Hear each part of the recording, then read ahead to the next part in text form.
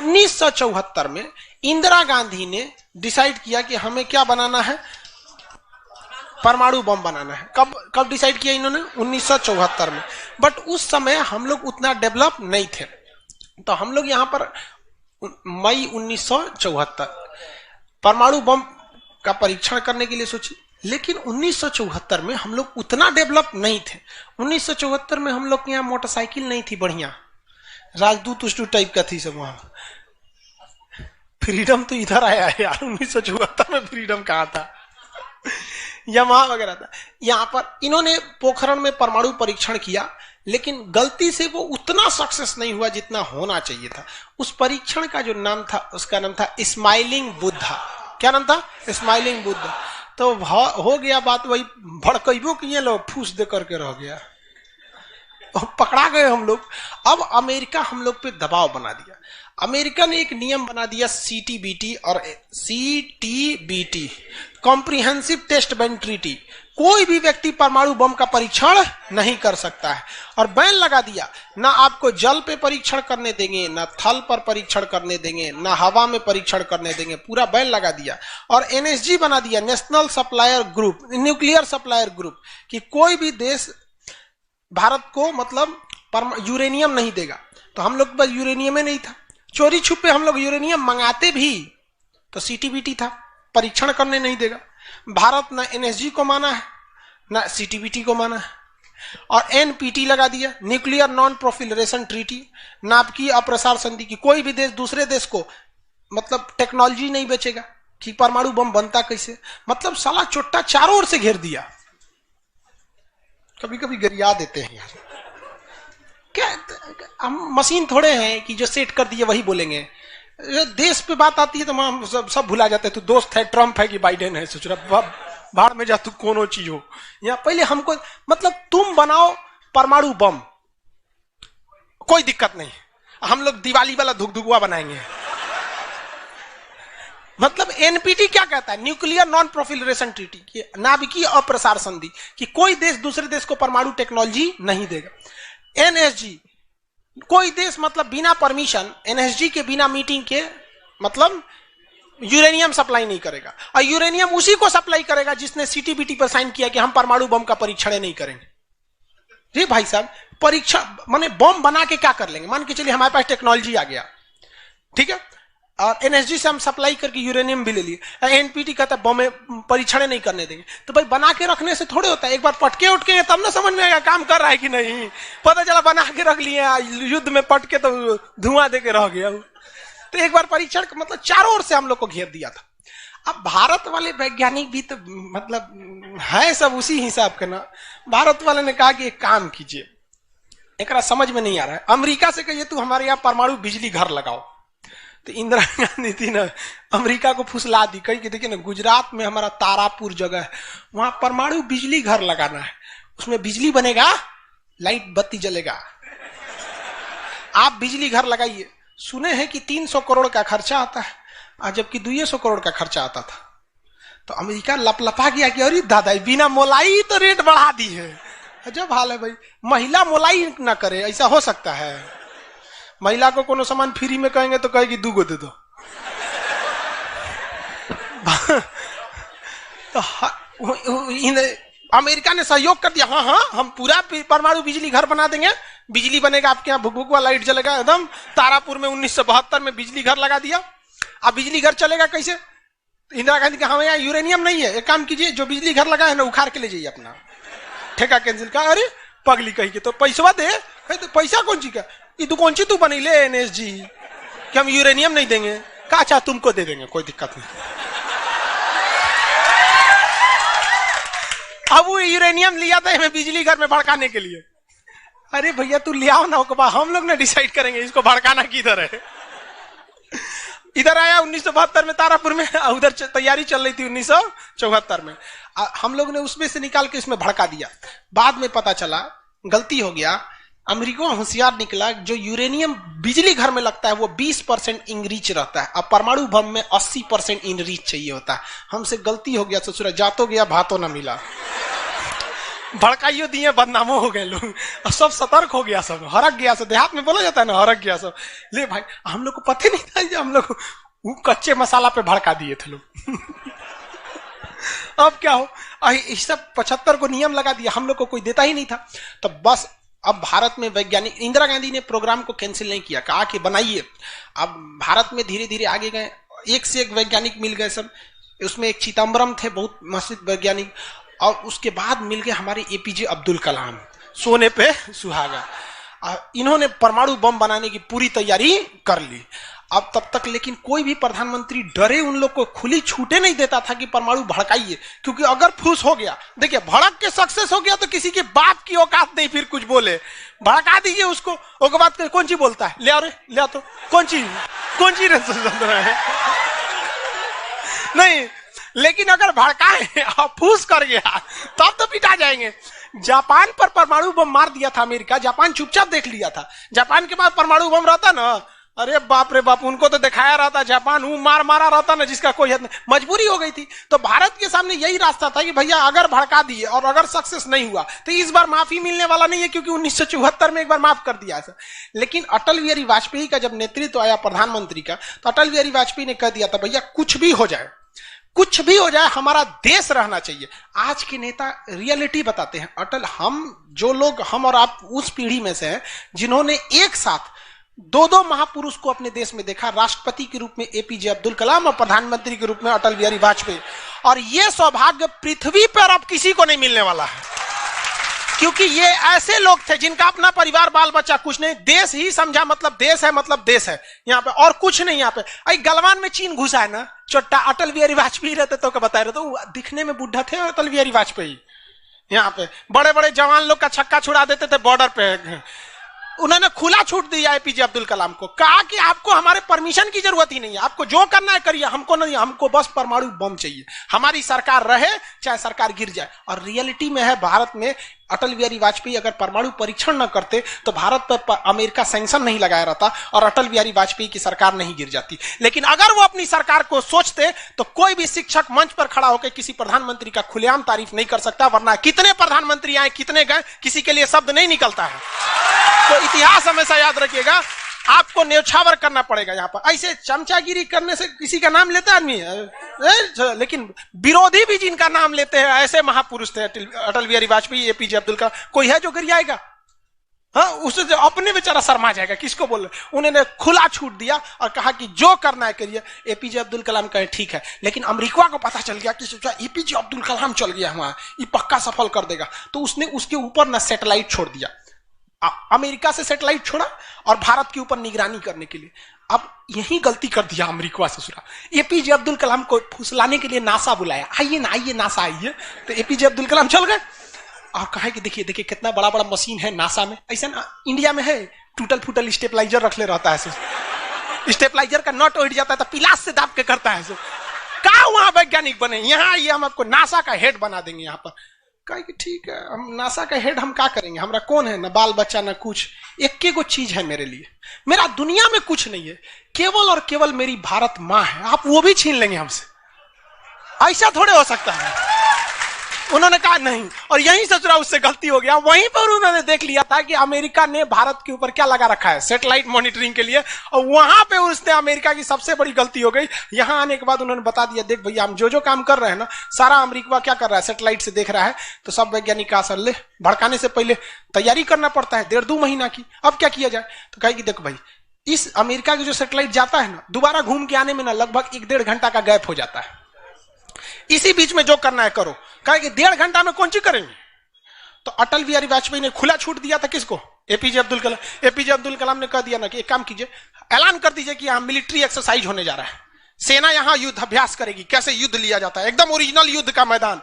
अब युद्ध में कहीं घर बन रहा है तो कोई पूछ रहा है काहे लिए बन रहा है, तो इसी पे जब बम मार के प्रैक्टिस करेंगे। घर नहीं बन रहा था, वो इसलिए बन रहा था कि परमाणु बम कितना खतरनाक होगा। लोगों को लगा कि फौज इस पे मार के देखेगी कितना तबाही मचा रहा है। अरे भाई साहब बकलोल, वो तैयारी अब्दुल कलाम ने करवा रहे थे कि जब फोड़ेंगे तो देखेंगे कि घरवा उधिया रहा है कि नहीं। तो लोगों को लगा हम मिलिट्री एक्सरसाइज कर रही है, सब चीज काम हो गया। लेकिन अमेरिका को कहीं ना कहीं भनक लग गया, क्योंकि हर घर में सतयुग से कलयुग तक साले विभीषण हर जगह मिलते हैं। भारत में कोनो जाके कह दिया वहां पर तो भनक लग गया, तो अमेरिका ने उस सैटेलाइट की टाइमिंग घटा दी। अब जो घंटों का गैप रहता था वो चंद मिनटों का गैप रह गया, 20-20 मिनट का गैप रहता था, लेकिन इन लोगों ने अपना काम निपटा के रख दिया था। लेकिन समस्या ये थी ना कि सब चीज तो बन के रेडी हो गया, हर चीज रेडी हो गया, लेकिन अगर परमाणु बम फोड़े और फूस करके रह गया, समस्या यही थी। भड़क गया तो टेंशन ही नहीं था। तब क्या किया गया, सैटेलाइट हुआ तो रहेगा, तो अटल बिहारी वाजपेयी का पूरा छूट था, एपीजे अब्दुल कलाम को इनको टेंशन ही नहीं था। उन्होंने कह दिया अटल बिहारी वाजपेयी से कि ये काम करते हैं हम अब आ गया, हम मई में इसका बम फोड़ देंगे कोनो दिन में, 9 तारीख चाहे 11 तारीख कोनो दिन हम फोड़ देंगे। तो कहें कि भाई आपको जो करना है करिए ना, हमको मत बताइए, हमको बस परमाणु बम चाहिए, बाकी अमेरिका कौन चीज करेगा हम देख लेंगे यहाँ पर। तो अटल बिहारी वाजपेयी से खुला छूट मिल गया। अब इन्होंने 9 मई 1998 डेट क्या कर दिया, डिसाइड कर, 2 दिन किया था, एक 9 मई को भी, फिर 11 मई को। पहले 11 मई 1998 शक्ति 98 कोड नाम था। जैसे अमेरिका का सैटेलाइट गुजरा, पूरी तरह से कैलकुलेशन हो गया था कि कैसे कैसे होने वाला है। अमेरिका का सैटेलाइट जैसे गुजरा तुरंत यहां पे भारत का परमाणु बम को ब्लास्ट किया गया, और जैसे ब्लास्ट हुआ तो जो मिलिट्री एक्सरसाइज कर रही थी उसको तो भेज दिया गया था 2 दिन पहले ही। जो बिल्डिंग विल्डिंग बनाई थी वो खाली पड़ल था, धाए दे गायब हो गया बिल्डिंग, पूरा धुआं धुआं हो गया, पूरा भयानक। अब परमाणु बम क्या हो गया, लगभग सफल हो गया। वैज्ञानिकों को लग गया था सफल हो गया, लेकिन भाई अब ये फोड़े, अभी कैसे पता चल जाएगा सफल हो जाएगा। आप अंदाजे ना बता सकते कि भाई इतना तबाही एक अच्छा ही बम ला सकता है। लेकिन तब तक सैटेलाइट उसका घूम के आ रहा था, और पकड़ लेता तब क्या होता, मान के चलिए पकड़ लेता, अब पता चला कि सफल नहीं हुआ, खाली धुआं कर दिया, गड़बड़ हो गया। तुरंत अटल बिहारी वाजपेयी को फोन किए एपीजे अब्दुल कलाम कि तुरंत आप मौसम विभाग को कहिए कि राजस्थान में भयानक तूफान आया है, कोई नहीं जाएगा। अटल बिहारी वाजपेयी ने तुरंत घोषणा करा दी, राजस्थान के लोग अपने घर में रहे, बहुत भयानक तूफान आया है। अब उसका सैटेलाइट आ रहा है तो देख रहा है धुआं धुआं हुआ है, तुरंत मैसेज भेजा नासा में, धुआं हो गया यहाँ पे, काहे मतलब धुआं हुआ है, तूफान आया है वहां पे। तूफान आया है, सोचा वहां से चला गया, तब परीक्षण देखा गया, एकदम सक्सेस। अब टेंशन ही नहीं है, एक और फोड़ दो, 2 फोड़ दिया गया, पूरी तरह से सक्सेस हो गया। और ससुरा अमेरिका को अभी तक पता है कि वहां तूफान आया है, अरे वहां दूसरा तूफान आया है। अब भारत में कुछ भी कहिए तो डर तो लगता है, भाई अमेरिका बहुत खतरनाक देश है। आज हम लोग भले शक्तिशाली है, 1998 में हम लोग को पाकिस्तान आगे दिखा देता था, 99 की करगिल वार याद कीजिए।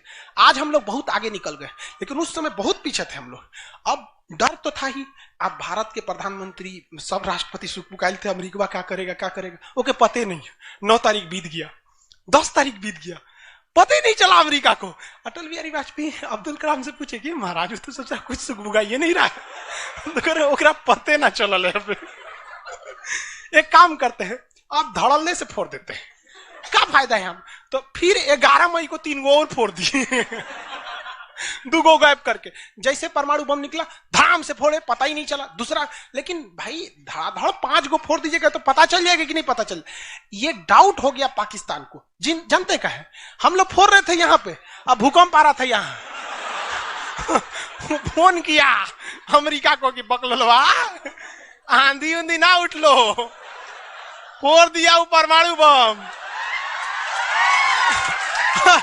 अमेरिका ससुरा माथा फोड़ रहा है अपना, कह रहा है कि अब क्या करें हम। यहाँ पे नासा वालन को गरियाया, गिरे चोट्टा कहीं का, तू लोग को सैटेलाइट लगाओ, हाई लगाओ। वहां पे कौन चीज देख रहा था लोग वहां पे, कि हम तो बोलबे किए थे कि उधर दुका उठाया था, अपने ना बोल रहे थे कि आंधी उठल है वहां पे।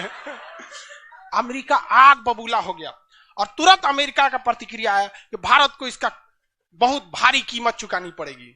तो भाई जिसकी कीमत भारी ना हो उसे चुकाने में मजा क्या है। और अमेरिका ने खुलेआम भारत को लड़का दिया कि अमेरिका कभी भी इस बात को स्वीकार नहीं करेगा कि भारत एक परमाणु संपन्न देश है। भारत को कभी भी अमेरिका इस बात की मान्यता नहीं देगा। अटल बिहारी वाजपेयी ने भी कॉन्फ्रेंस तुरंत मीडिया के सामने आए और कहे कि जो चीज हमारे पास है उसके लिए हमें किसी के प्रमाण की कोई आवश्यकता नहीं है, और जिस देश को यह लगता है कि हमारे पास परमाणु बम नहीं है या जिन देश को हम पर शक है वो आ जाना युद्ध के मैदान में, बताएंगे है कि नहीं है। अब पूरी तरह तबाह हो गया यहाँ पे। अब अमेरिका माथा पीटते रह गया। अमेरिका ने आदेश दिया अपनी सेना को कि तैयार रहो। अटल बिहारी वाजपेयी ने आदेश दिया अब्दुल कलाम को कि जो बम बनाए हैं ना दो चार को फोटोकॉपी उसका रेडी रखिए। फोटोकॉपी मतलब उसका बना के रेडी रखिए, क्योंकि सेना की लड़ाई में भाई आर्मी टू आर्मी बहुत दिक्कत हो जाएगा, एडवांस है वो बहुत। आज के वक्त में भी हमारा हथियार वहीं से खरीद के आता है। भारत ने भी डिसाइड कर लिया कि जो होगा आपकी परमाणु बम से होगा। अमेरिका भी डर गया कि ना भाई इससे लड़ना अब ठीक नहीं है। पाकिस्तान वो बम बना के रख ले था, डरे नहीं फोड़ रहा था। एक हफ्ता तक देखा कि भारत को क्या हो रहा है क्या हो रहा है, देखा कि कुछ नहीं हुआ, इहो चुप पे फोड़ दिया। अमेरिका एकदम ककुआ गया, एकदम का रे चोट्टा कहीं का तू क्या फोड़ा रे। तो पाकिस्तान वहां झाड़ दिया अमेरिका को कि हमरे बोलेंगे कमजोर जान के, हाँ फोड़ ले आपके आप बाई तो एकरा नहीं बोलेंगे, हम कमजोर हैं तो हमरा बोल देंगे। एक काम कीजिए, आप भारत को जो सजा दीजिएगा हम भी वही सजा काट लेंगे। सोचा हमरे पे खेल गया। हम ही लोग पे खेल गया पाकिस्तान। अब भाई अमेरिका टेंशन में आ गया। अमेरिका ने भारत पर एम्बार्गो और प्रतिबंध लगा दिया, जैसे अभी सऊदी अरब पे प्रतिबंध लगा दिया, कल के वीडियो में बताए थे, सऊदी अरब का डस्टबिन बना दिया वहां के। तो वहां पर अमेरिका ने भारत पर प्रतिबंध लगा दिया, कोई देश भारत से सामान नहीं खरीदेगा, जो जो चीज जरूरत की थी सब चीज पर बैन लगा दिया। भारत की अर्थव्यवस्था डूब गई, पाकिस्तान की भी अर्थव्यवस्था डूब गई, लेकिन भारत को बचा लिया भारत के 55 लाख कुशल कारीगर जो विदेशों में काम करते हैं। आप प्रतिबंध लगाइएगा भी तो पूरी दुनिया का कारखाने ठप हो जाएंगे, क्योंकि हर जगह भारत के वहां वर्कर काम करते हैं। और अमेरिका या सीबीएसई वाले जो वर्कर होते हैं वो स्पेशलिस्ट होते हैं, पेंट मारता है तो पेंटे मारेगा। भारत का मिस्त्री मल्टी टैलेंटेड होता है, पेंट मार रहा है उसको काटी ठोक दो तो बिजली वाला काम कर दे, तो हाँ तार और घींच देते हैं। मल्टी टैलेंटेड होता है और काम भी बहुत ज्यादा करता है। काम हम जब 5 बजे कर देगा तो आदमी अच्छा बोरा नीचे उतार दो, तो ये सब बड़ी काम कर देता है, मेहनती होता है सब, कोई दिक्कत नहीं है उन सब में। खाना नहीं भी है तो कोई दिक्कत नहीं, निकालेगा तो खई नहीं है चालू। तो पूरी दुनिया से भारत को पैसे आ रहे थे, पूरी दुनिया भारत में क्या, भारत के हजारों वर्कर लाखों काम कर रहे थे, भारत में पैसा आ रहा था, तो हमारी अर्थव्यवस्था पे उतना भयानक प्रभाव नहीं पड़ा। लेकिन पाकिस्तान की अर्थव्यवस्था तबाह हो गई। इसकी यहां के कोई वर्कर को ले भी नहीं जाता है। अरे चोटा कब मार करेगा कोई ठीक है नहीं है यहाँ पर। ये सब इतने बड़े बैल होते हैं सब पाकिस्तान वाला। अगर पाकिस्तान के एक मोहल्ला से 5 आदमी विदेश गया है ना, वहां अच्छा से हंसी खेसी ड्यूटी कर रहा है, अगर उसके परिवार में यहां झगड़ा होगा ना तो दोनों वहां झगड़ा कर लेगा सर, तो अब्बा काहे मर लो हमरी खाला को वहां मार कर ले। उसकी अर्थव्यवस्था पूरी तरह से बर्बाद हो गई। अब पाकिस्तान के साथ अजीब सी दिक्कत था, अमेरिका अर्थव्यवस्था बर्बाद कर दिया, लेकिन पाकिस्तान भाई साहब हरामियों में नोबेल पुरस्कार मिलता तो हर साल यही लाता। इसने कहा कि एक काम करते हैं, अमेरिका ने हमको ऐसा बर्बाद किया है कि परमाणु बम होने के बावजूद हम तड़प के रह जा रहे हैं, हम भी अमेरिका को तड़पाएंगे।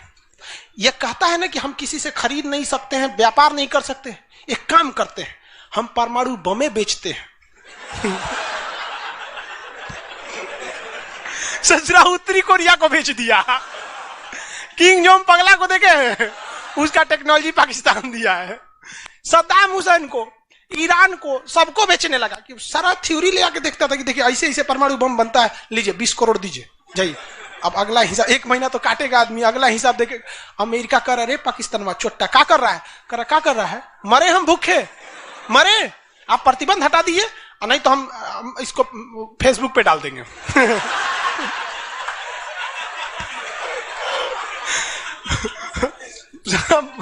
अमेरिका पगला गया, अमेरिका प्रतिबंध हटाया। इस बार फायदा उठा लिया भारत, कहा कि रे ओकरा हटाया तो हमरो प्रतिबंध हटाओ। समझ आ गया कि देगा। तो गलती से भी अगर हम लोग जब भी एक दूसरे का अंतर्राष्ट्रीय मंच पर साथ दिए हैं ना तो दोनों को फायदा हुआ है, लेकिन ये चोट्टा उसको समझ में नहीं आता है। अभी भी अगर वो शांति से रहेगा ना तो बहुत आगे जाएगा, और अशांति से रहेगा तो एकदम में आगे चल जाएगा। परमाणु परीक्षण समझ में आ गया, किसी कोई दिक्कत कहां होता है, पोखरण में। आज भारत परमाणु संपन्न है या नहीं है, परमाणु की आवश्यकता है नहीं। अब अमेरिका केस कर दिया भारत पर, कहा कि आपने न्यूक्लियर प्रसार संधि तोड़ा है। भारत ने कहा हम नहीं तोड़े हैं, हमने किसी से संधि मंगाया ही नहीं है, हमारे खुद के वैज्ञानिकों ने खुद बनाया है। और ये बात खूब एपीजे अब्दुल कलाम ने बोला था। कौन सी बोलता है चौराहे, हम बनीले, बताएं कैसे बनता है। कहा कि अच्छा ठीक है, ये नहीं है। लेकिन आपने यूरेनियम तो चोरी से मंगाया, कहा चुप चट्टा कहीं का, चोरी से मंगाया। हमारे केरल में यूरेनियम निकलता है, जादूगोड़ा की खान झारखंड से निकलता है, उसी से हम बनाए। हम किसी से भीख नहीं मांगे हैं, हम हिंदुस्तानी हैं लोग, यहाँ पे भीख में तो हमें कुछ भी नहीं चाहिए। तो एनएसजी कहा कि अभी, तब कहा अब कौन सी पे मुकदमा ठोके, तब इस पे ठोक दिया भारत पे, आपने परमाणु परीक्षण किया क्यों है। भारत ने ये मुकदमा जीत लिया, जानते हैं कैसे, कहा कि कैसे, हमने तो कोई नियम नहीं तोड़े हैं। सीटीबीटी कहता है आप पानी में नहीं फोड़ सकते हैं, जमीन पे नहीं फोड़ सकते हैं, हवा में नहीं फोड़ सकते, हम जमीन के अंदर फोड़े हैं। भारत ने कहा फोड़ा था, जमीन के अंदर। तो भारत को उस समय हर चीज साथ दिया था, बुद्धि, विवेक, बल, शक्ति सब रहना चाहिए, तब आप जीत सकते हैं। ऐसा नहीं कि परमाणु बम ले लेने से आपको जीत जाएंगे। कब कैसा सिचुएशन था, आंधी आया है, परमाणु बम फूट गया, तो हर चीज बहुत बहुत कांड हुआ यहाँ पे। बाद में अमेरिका को समझ में आ गया कि नहीं हो सकता है, अब भारत को नांग नहीं सकते। वो गया जमाना जब हमारे ऊपर किसी का शासन हुआ करता था। आज भी भारत में बस जाति पात खत्म हो जाए, ऊंच नीच पे लड़ना खत्म हो जाए, और Congress BJP high party how party मतलब नेतागिरी खत्म हो जाए, तो सोचिए ना हमारे पास कमी किस चीज की है कि नहीं। नेतागिरी तो सॉल्व हो सकता है, यूपीएससी का एग्जाम कंपलसरी कर दीजिए नेता बनने के लिए। काम खत्म, तुरंत खत्म हो जाएगा काम। आप इसको समझ में आ गया कि नहीं, लाइव वाले सब लोग समझ में आ गया। अब आगे कल समझेंगे लोग। आज